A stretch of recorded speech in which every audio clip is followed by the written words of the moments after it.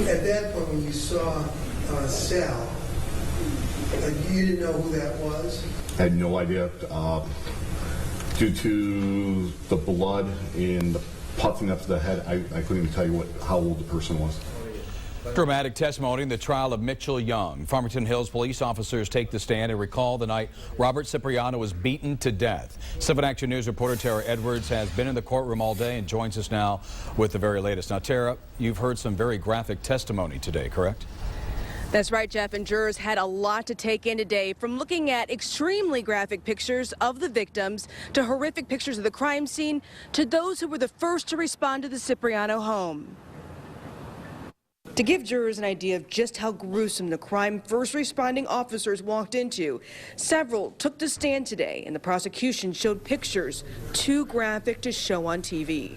By the way, how long, you said you've been doing this for 19 years now? 19 years. Have you ever seen a scene like this? Not a beating. I mean, we've been to shootings before, but never a beating that just appeared this savage, no.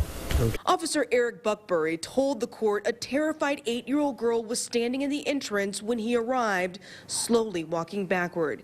He says he got her out of the house quickly.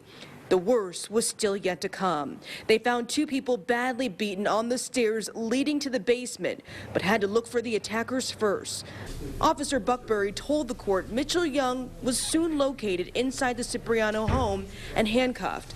Police testified Rose Cipriano was slowly inching down the stairs to her son Salvatore. Sergeant Bunny Unruh heard a strange noise. They testified Salvatore was beaten so badly they could not tell how old he was or what he looked like.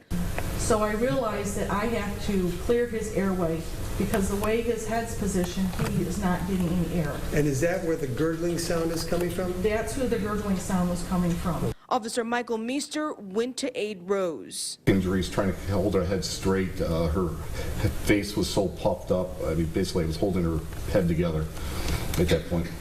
Okay, what did her eyes look like? Her eyes were like bulging. To me, I swore I was pushing her eyes back into her skull.